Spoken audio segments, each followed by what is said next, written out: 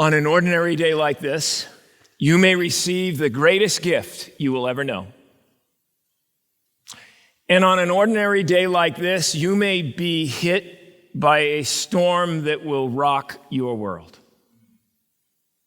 On an ordinary day like this, you may be enjoying life and family and friends.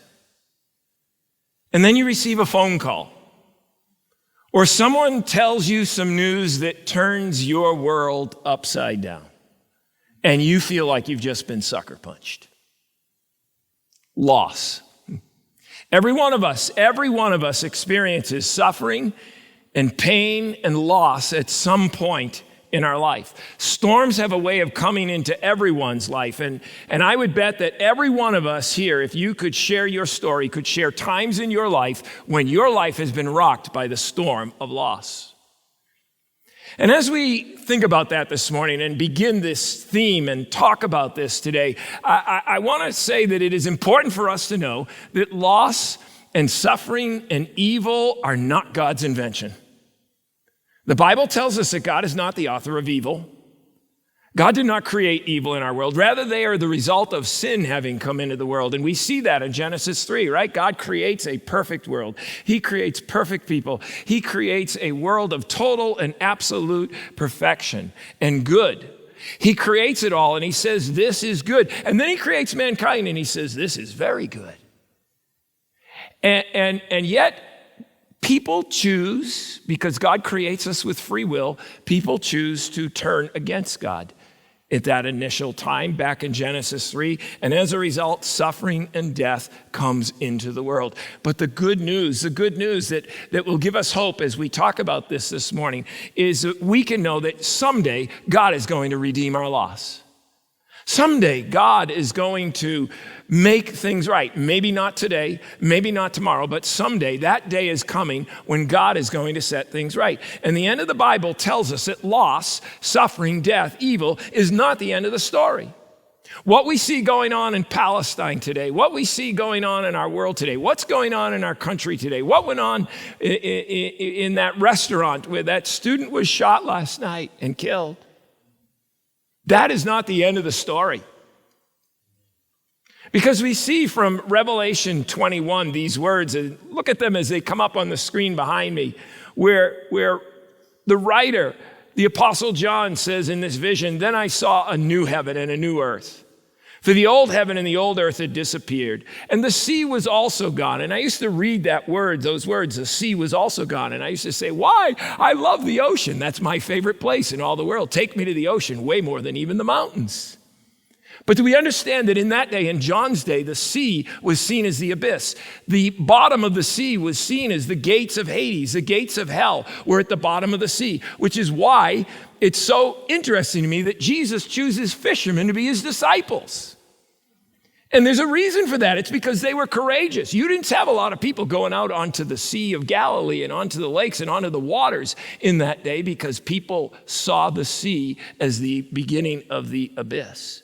And so John is giving this picture of a perfect place coming back together again, where there's no more evil, no more hate. The gates of hell are done. And he says, I saw the holy city, a new Jerusalem, coming down from God out of heaven like a bride beautifully dressed for her husband.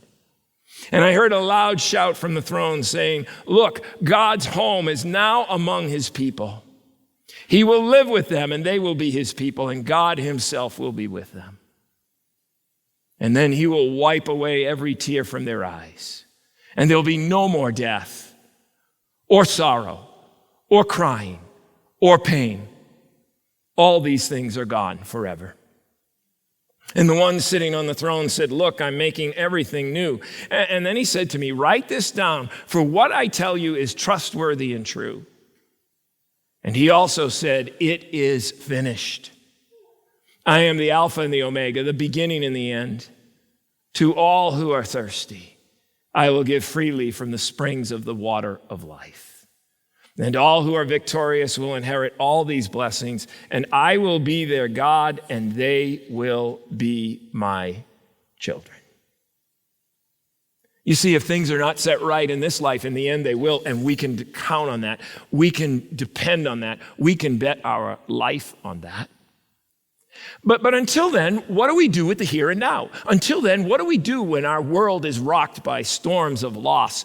Well, until that day, then you and I've got to find a way to be able to live in this life with its suffering, with its pain, with its loss, because sooner or later, something is going to happen that is going to hit our life.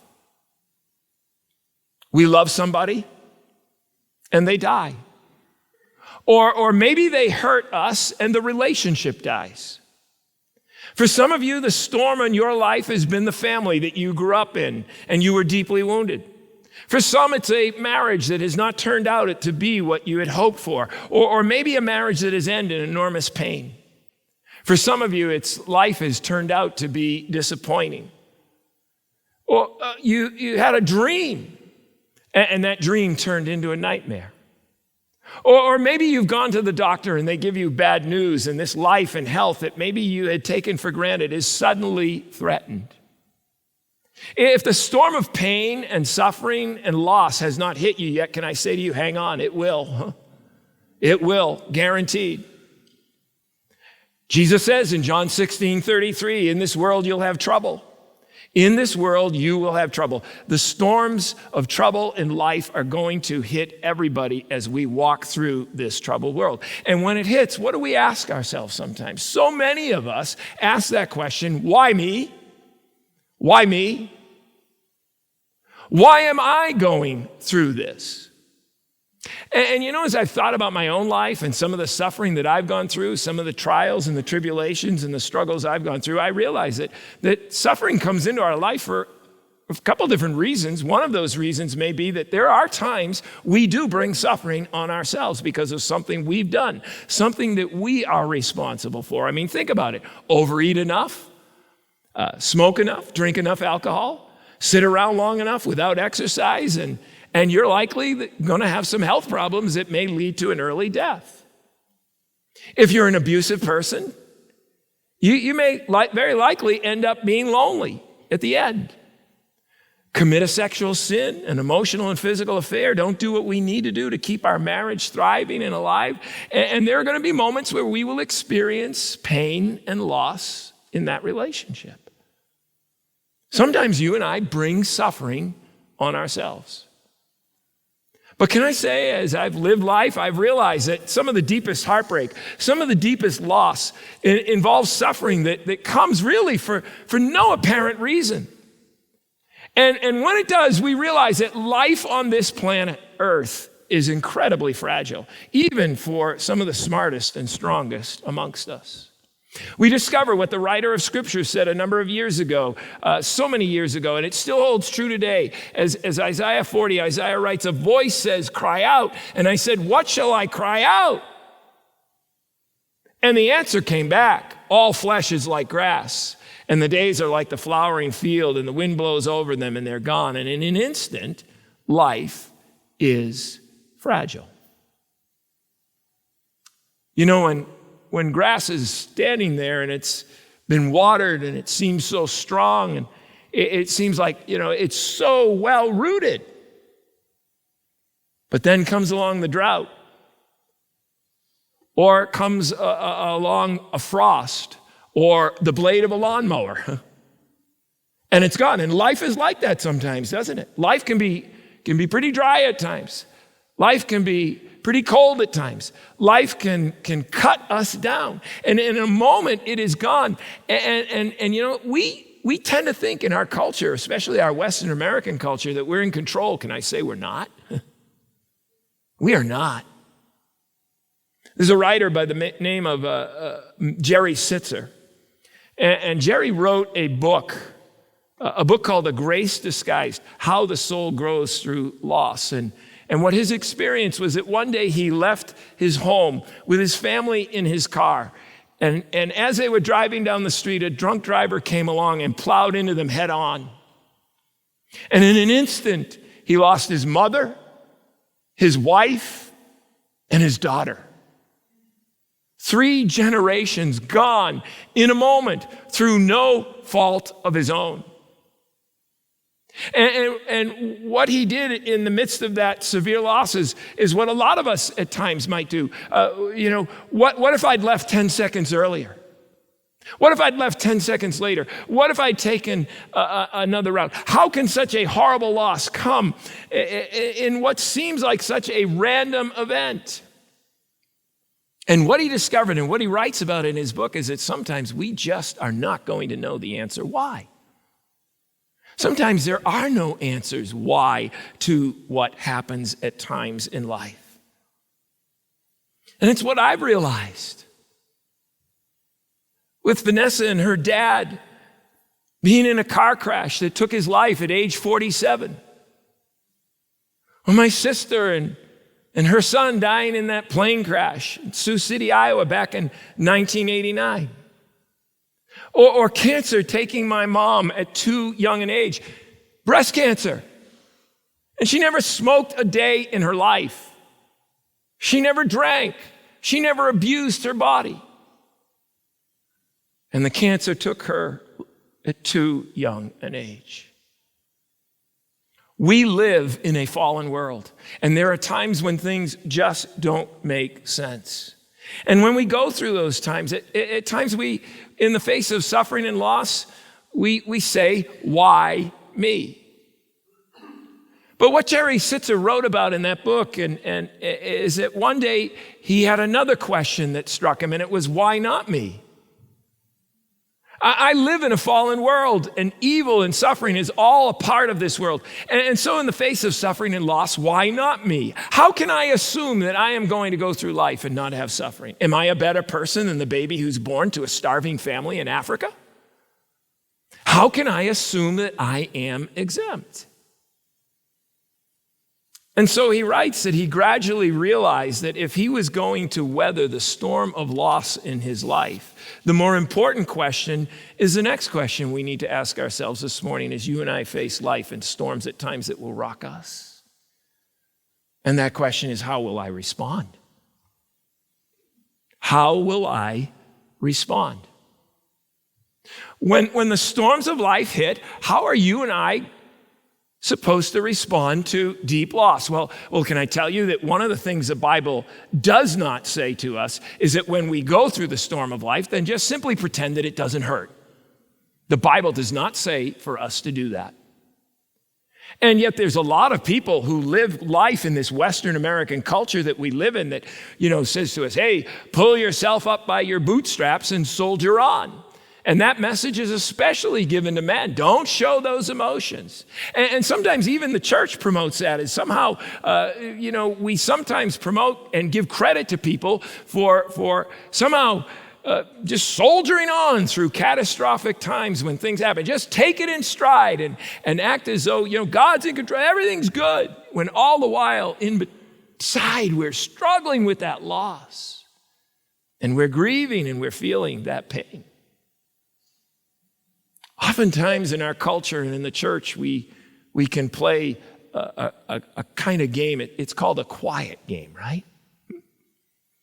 I have a pastor who tells kind of a humorous story about the time when he was growing up, and he would say that he tells a story how his family would take long trips, and over the course of time, as they were on the trip, of course, kids ask always, what's the question that kids always ask when you get in the car after you've been driving for a little bit? Are we there yet? That's right. Are we there yet? And he would ask that, and his sister would ask that. And so his mother kind of came up with this idea, and she would say to them as they were on a trip like that, hey, I have a wonderful idea. Why don't we play the quiet game? And do you know how the quiet game is played? You just be quiet, It's really a simple game. It's not complicated. Whoever's quiet the longest wins the game. It's a wonderful game, his mother would say. And he said when they were young, she got a lot of mileage out of that game. And he says, I'll never forget the day when we were driving along playing the quiet game, and the thought finally occurred to me, I don't have to play this stupid game. He says, I was 17 years old when I realized that. No, actually, he wasn't 17. But all too often in the Church of Jesus Christ, we encourage people sometimes to play the quiet game. Pretend like it doesn't hurt. Show that by our stoic silence. People ask you how you're doing, and what do you say? fine, I'm fine. And sometimes we try to escape pain in our life by being busy, watching TV, spending lots of money, burying ourselves in our work. Some people even escape it through addictive behaviors. And there are times when people in the church have this idea that somehow being a Christian means we go through our losses, including big losses, and we just kind of hydroplane over the suffering and over the pain. Can I tell you that there is one place this idea is not promoted, and that is it does not come from the Bible. I mean, think about it. What is one of the most popular books in all the Bible? The book of Psalms. A collection of 150 songs and prayers to God. And some of them express praise, some of them express thanks. But do you know what the most common psalm is in the book of Psalms? A psalm of lament. That's the number one most prolific psalm in the book of Psalms, is the Psalms of lament, where the psalmist will ask, why God? How long, God? Where are you, God? It seems like you've hidden your face from me. Read through the Psalms sometime and see all the different Psalms where the psalmists express that. And yet what's interesting to me is you look at those Psalms that are Psalms of lament or imprecatory Psalms where they're going through all kinds of struggles and trials, and they're asking God, how long and where are you, God? I don't understand, God. Yet at the end, what do they always say? Yet I will trust you. Yet I will trust you. I may not understand why these things happen in this world, but yet I will trust you. And it's not just in the Psalms. I mean, there's another book in the Bible that is simply called Lamentations. Can I tell you, it's not a cheery little book? And yet the God of the Bible, the God of this universe, the God who we love and serve, is a God who is a very big God. And he is not, can I tell you, he is not threatened in the least by you expressing anger to him. He is not threatened in the least by you pouring out your hurt and your grief and your suffering and loss. Some of you have played the quiet game for too long. And there are losses maybe that you've never mourned or you've really just kind of stuffed down inside. Maybe there are tears you've never really shed that you need to shed. Maybe you need to stop running. Stop living our Johnson County culture, wearing the mask, saying everything is fine in the face of sadness and pain and suffering and loss. And to help you, maybe you need to go see a counselor and talk that out. Or maybe you get together with a friend, or you get together with your small group and you get real in your small group. And you take the masks off and you get real with each other. Maybe you check out a grief support group. There are grief share groups that are in churches around our community. It's a wonderful ministry. Maybe you take time this week, in this week of Thanksgiving, and you get alone with God. And you go on a long walk and you pour out your heart to him. And then instead of isolating yourself, you get with others and you talk about what's going on in your life. And when somebody comes to us and talks with us about what's going on in their life, can I encourage us? Listen. Listen. Don't try to fix the problem. Just be present and listen. And maybe write a note or make a phone call. And at times follow up with them and ask them how they're doing. And when they tell you fine, don't let them walk away from you. But say, tell me more. Some of you here today maybe need to take the congregational care ministry training that we have if God has gifted you in that way. And you help come alongside in some more particular ways of people in the life of our church. Can I tell you that when we reach out to people and we come alongside them and it makes a difference in their life? Every now and then I will hear from people in this church who I visit who've been prayed for by people, who've received notes of care from people. They'll say to me, I got notes from people I didn't even know knew me. And they took time to write a note of encouragement to me. And they will never know how much that really meant to me. You see, the Apostle Paul puts it this way in Romans chapter 12, verse 15, this verse we see coming up on the screen behind me. Rejoice with those who rejoice, and weep with those who weep, or as some translations say, mourn with those who mourn. And look at the next verse from 2 Corinthians chapter 1. Praise be to the God and Father of our Lord Jesus Christ, the Father of compassion and the God of all comfort, who comforts us in all of our troubles, so that we can comfort those in any trouble with the comfort we ourselves have received from God.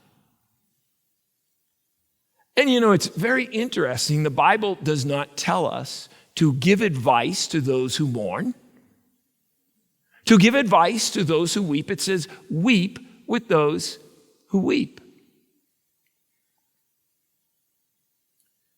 When my sister died in that plane crash with her oldest son, it was a crash where half the people on United Flight 232 that crashed in Sioux City, Iowa, survived that flight. And the story that we heard from people who were there that day is that she helped get the kids off, and then she went back in to try to get John out of his seat, but couldn't get him out because the fuselage had crushed in all around him. And in that moment, when the fire and the smoke rolled through that plane, she chose to stay there with him and to comfort him in their last moments. And her story in the years after that was a story that God used to lead many people to faith in Jesus Christ. And I would oftentimes have people come up to me and try to theologically explain all of that to me and talk about how wonderful it was that God had saved all these people as a result of her story. And can I tell you what my honest gut response was? Yes, that is wonderful. But God could have saved all those people without the death of my sister and her son. There are times we just don't understand why. And we may never understand why. And the scripture says just simply weep with those who weep and comfort others in their trials and their troubles with the comfort that we have received from God. And so we go to people and we simply say, I care about you. And I don't understand it either. But I walk with you. I walk with you in the storm of loss. We oftentimes ask, why me? But the more important question is, how will we respond? And before we close, can I offer to us a takeaway, a challenge, an action step for us? And it really answers the question, how do you and I live in a world with the inevitability of loss? How do you and I live in a world with the inevitability of loss? How do you and I know I will have strength and hope in the storms of loss in our life? The only way I know is that we trust the Good Shepherd. We trust the Good Shepherd. Like those psalmists who said, why, God? Where are you, God? How long, God? And God didn't answer. God seemed to be silent to them. And yet at the end of the Psalms, they would say, I will trust you, God. I will still trust you. In the Gospel of John, chapter 10, verse 11, we see Jesus saying, I am the Good Shepherd, and the Good Shepherd lays down his life for the sheep. And in verse 14 of John 10, he says, I'm the Good Shepherd, I know my sheep, and they know me. And what that's saying to us is that Jesus knows us, and so we can trust him.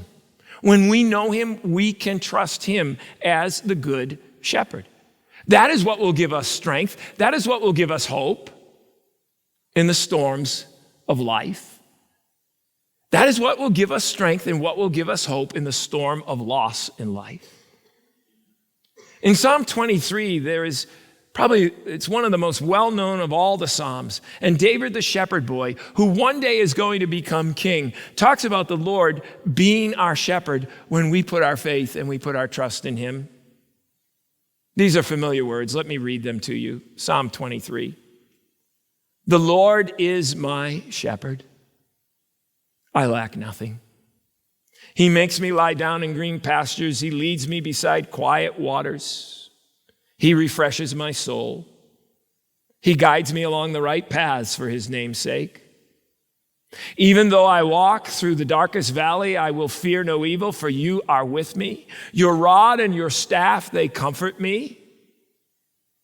You prepare a table before me in the presence of my enemies. You anoint my head with oil. My cup overflows. Surely your goodness and love will follow me all the days of my life. And I will dwell in the house of the Lord forever. He's bringing out that theme from Revelation 21. I will dwell in the house of the Lord forever. I want to say a couple things about this psalm before I close. And one of the things I want to say is the psalm begins with those words, the Lord is my shepherd, I shall not want. He makes me lie down in green pastures.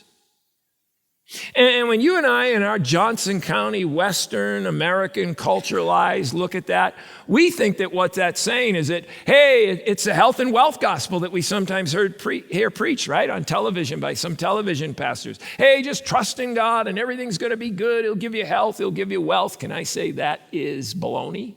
I could use another word, but I won't. We're in church.